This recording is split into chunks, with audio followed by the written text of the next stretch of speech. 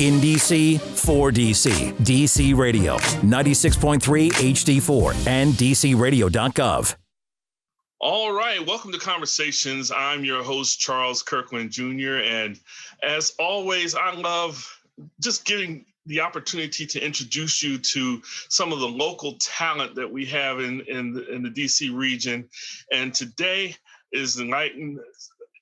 Every other day, I'm just accompanied by such wonderful talent. I have a gentleman with me today who had a web series that came out and won the best web series in 2017 at the Black Film Festival called Survivor Series, which was about 4 courageous DC women who survived domestic abuse. It was a powerful web series and very enlightening as well.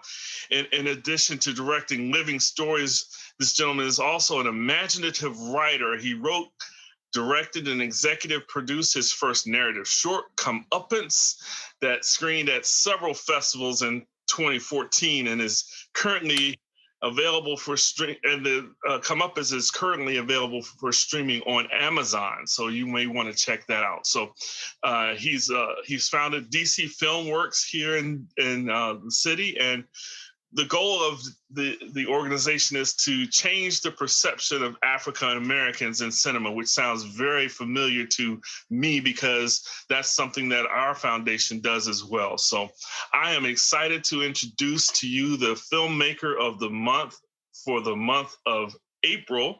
It is Dewey Ortiz Jr. Welcome to the show, sir. Thank you, sir. Thank you. Thank you for having me. I really appreciate it. All right.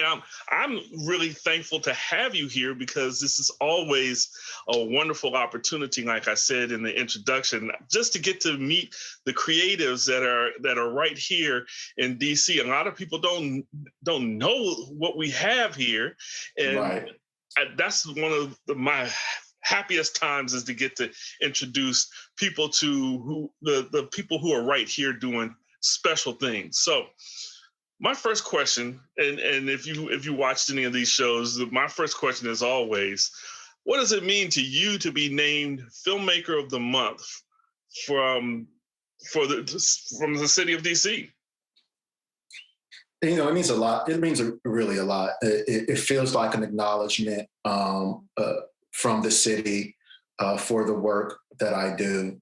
A lot of the work has been funded in one way or another by the city, whether it's through arts and humanities, DC Arts and Humanities, Humanities DC, or just by individuals in DC. So it really is an acknowledgement. It means really a lot to me. I hope to do my best to show DC in the best light possible and show why, in my view, it's one of the most progressive cities should be staying in the nation. And so, it really means a lot to me. And I thank everyone who I don't know how it works, but I thank everyone who decided that, I would get this prestigious honor. I'm just very happy and thankful for it. Now you were also a part of the 202 Creates residency. So what was that like for you? How did that help you? I mean, in which ways did you enjoy it? Is there anything in particular that you took out of it that just propelled you to another level? Just talk about that program a little bit.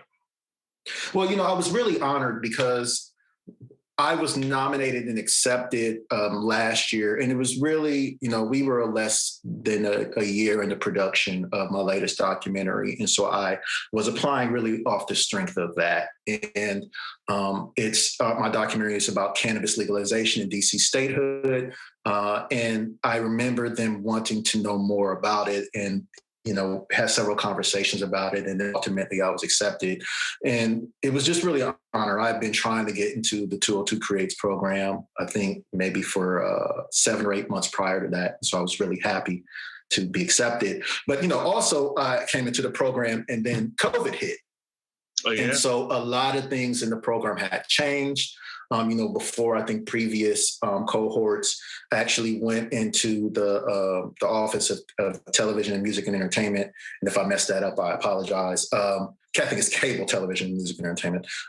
Went to their office and they had a space dedicated for the 202 Creates cohorts. And there was a lot of things in there that we could do, but because the pandemic hit, we could no longer do that. So a lot of our meetings happened over Zoom.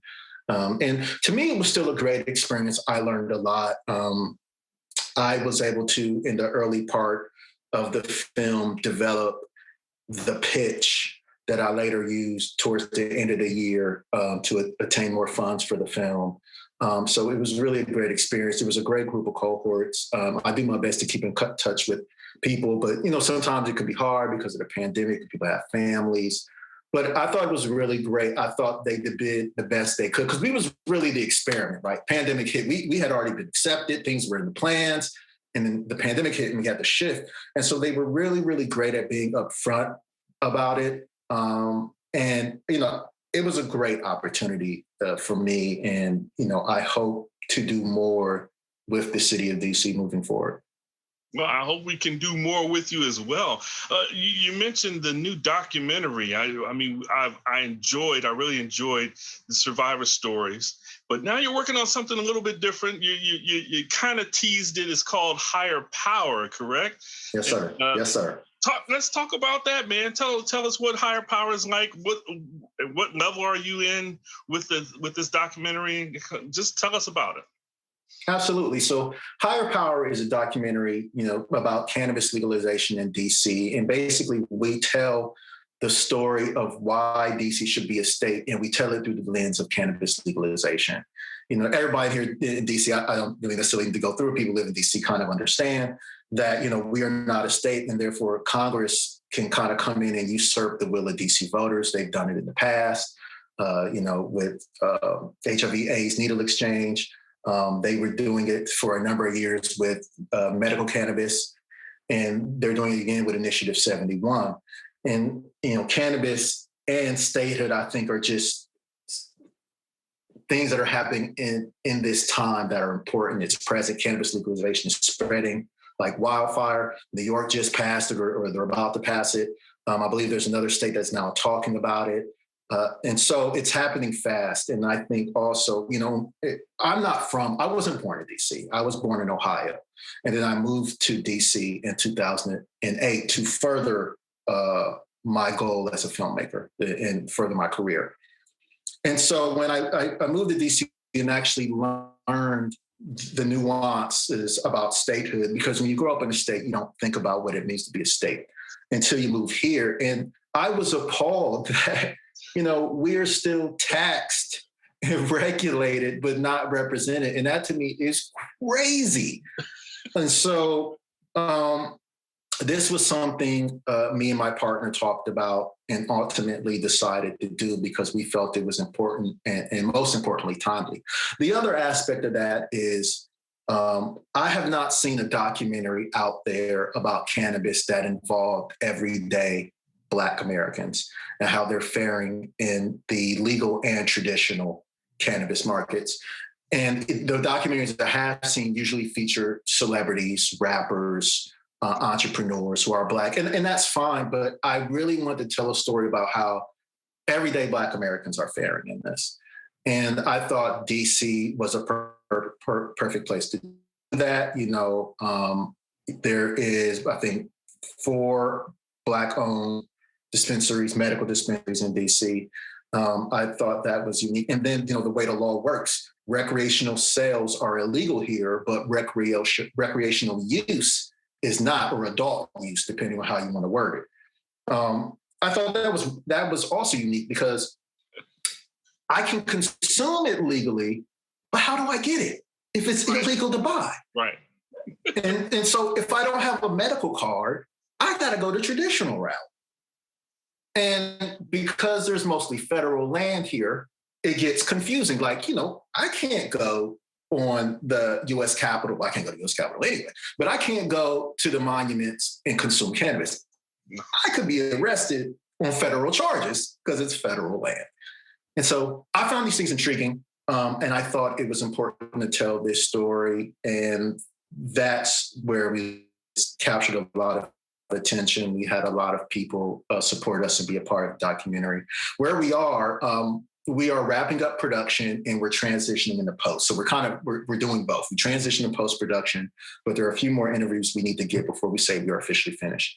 So that's where we're at in that stage. And we're also raising money currently to finish post-production. We're hoping to be completely finished by the end of this year. I think that's if everything goes right. And then we will be in a place to begin submitting for film festivals later at the end of the year, going into next year. Cool. Well, the couple things there, because you hit a couple of my hot buttons here. First, all right. If somebody wanted to contribute to your project, how could they get in touch with you about doing that? Absolutely, and I appreciate that question. So there's a number of ways. Currently, we are running a crowdfunding campaign on Indiegogo. It just started. It's just started a few days ago. We've already hit 24%, which is super fast. I'm really proud of that. So you can actually go to igg.me/at/higherpowerfilm. And that will take you directly to our crowdfunding campaign. You can donate to our film, and you will also learn a lot about our film. We have a breakdown about what the film is about, the disparity in cannabis arrests between Black and white people in DC.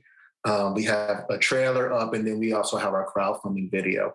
And we'll be making a new trailer soon. I'm hoping to have it by next week, depending on how things go. And that's how you can donate. And we're looking to raise $35,000 to finish post-production. That will kind of take us through all the way to the end. And we could be done by fall of this year if we hit that goal. So that's essentially how you can get in touch with us about the campaign. You can also just follow us on Instagram at Higher Power Film, and you can follow us on Facebook at Higher Power DC. Excellent. And I must say, the Instagram your site is wonderful. I mean, and you talked about the disparity between Black and white arrests as far as, I mean, enlightening. It's stuff that you kind of knew, but then to actually see it in Black and white, to see it comparing one to the other, and you're like, wow, what's going on? What is going on? So a wonderful site, and I'll have you give that site address again as we get toward the end, but let's talk about film festivals. When I know you were at the Black Film Festival back with Survivor Series, there's a lot of festivals in the area, and I happen to work on one of them. So, I mean, I definitely wanted to make sure that when you get finished, give us a shout so we can put you in our festival, because we already got you as Filmmakers the Month. We might as well just have you come on and join us in Columbia, Maryland, where we have our festival. So, yes, sir. All right. Now, last thing, there was an article the other day, and this might be a little bit out of left field. I don't know if you're prepared for this, but I saw an article where a restaurant in the area was deciding that it was going to not allow cannabis users into their facility. That kind of like, I guess they're doing it by the odor that they may contain. I don't know if you've seen this article or know anything about it, but do you think it's right for them to say you can't come to our facility because you've been smoking marijuana? Well, I mean, if this is a restaurant, my question would be, how would you know? How would you know unless I come in there smelling like cannabis? I mean, so I don't really understand that. In DC in particular, you can't consume it in public spaces anyway. So it's not like I can just roll up in your restaurant with a J, like, what's good? Like, that doesn't happen. So I don't really understand. And frankly, cannabis is becoming so popular. You're going to become the odd person out. The states, at least surrounding this area, are not conservative states. I mean, Virginia is blue as it gets in this part of the country. Maryland may be run by Larry Hogan, but they acting full on like they're Democrats. And so, I don't understand the logic behind that. Maybe, I don't know, maybe they think that people are just going to be rolled up in there trying to consume. But I mean, I haven't seen that. I mean, I haven't seen in any place where because, you know, outside of cannabis, smoking cigarettes is pretty taboo in public now. Right. So, you know, people look at you funny if you light up a cigarette, you know, and I'm one of them. I mean, I've been at a restaurant where, you know, I'm sitting, you know, pre-COVID, and I'm sitting outside and I'm smelling cigarettes and I'm looking around like, who has the audacity?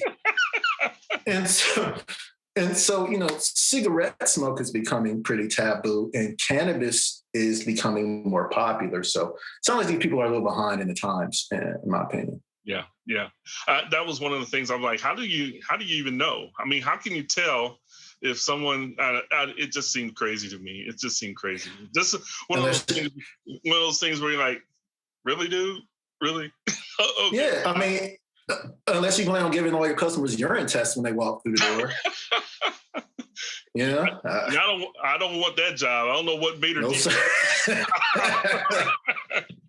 All right. So once again, it's been a pleasure to have you on the show. I'll give you one more minute to talk about anything else that you want to talk about as far as Higher Power, about Comeuppance, Survivor Series. Where can we find these things? Quelly TV, if you want to.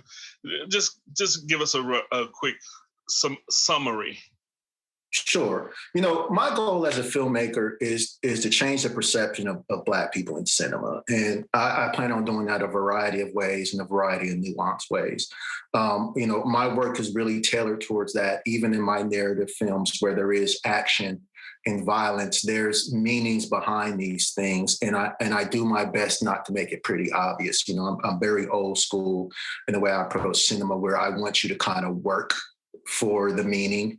You know, and so Comeuppance is available on Quelly TV and Amazon.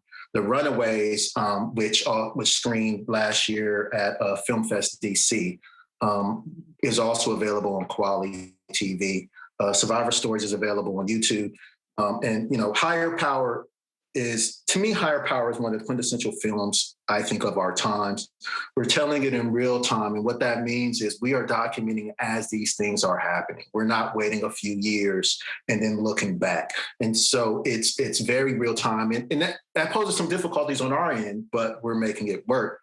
And I just want people to know that this documentary is about DC. It will be a love letter in many ways to DC, to Black Washingtonians in particular. We highlight Black art. We're going to be highlighting certain places in DC. Everyone in our documentary is from DC or live in DC and has lived here for a period of time. And it's dedicated to Black Washingtonians looking to build their futures in both the in-between space and the traditional space. And, you know, I hope people, when they see the trailer, they see our video, they see our work, they see that we are honest and true to this story and to making DC the 51st state, which is why I got my 51 for 51 shirt on today. I don't know if people will be able to see that. But, you know, once again, you know, come find us at Higher Power Film on Instagram. You will be able to find my personal IG through that pretty easily. Come find us on Higher Power DC. And check out the crowdfunding site. And again, it's, you know, igg.me/at/Higher Power Film. And even if you at this time are unable to contribute, you know, share the word, pass it along, because this documentary is about ordinary Black Washingtonians looking to build their futures. And that to me is the most important thing. Nothing warms my heart more than seeing a film that I'm being a DC native myself, born and bred here and living all my life in the city. Nothing warms me more than to see my city represented well in film. And I think you've done that in the past. I'm looking forward to seeing you do that in the future. I'm looking forward to see what DC Filmworks is going to be putting out. And if anybody has an idea that they want to run past you, I'm sure they can find you, contact you. Yeah, pretty easily. Yeah. Mm-hmm. Can I say one more thing before we go? Absolutely. I want to say I love what Washington, D.C. has done for me as an artist. You know, I came here from a place, from a state, and I love my state and my city, but they didn't support artists. They support the arts. They didn't support artists. I came to DC, and DC supports the artists. I know people always say people can do more, and I agree, you can always do more. Mm-hmm. But DC, in my opinion, has went above and beyond in helping me. Everything I've done, every film I just listed was made in part with funds from DC government. And I'm eternally grateful, and I will always be grateful for the support DC has shown me. All right. Don't turn your back on us in a few years when you're making multi-million-dollar blockbuster documentaries. No, sir. Never. All right. Well, thank you very much for being with me today. I wish you the best of fortune in everything that you do from here on out. And don't forget to hook me up at my festival, and I'll see you around. I got you, sir. Thank you. God bless you, brother, and I'll see you around. All right. All right. All right, and that's it for this episode of Conversations. I'll see you next time, and we'll have more exciting guests and more stuff to talk about in the city of DC. Thank you. In DC, for DC, DC Radio, 96.3 HD4, and DCRadio.gov.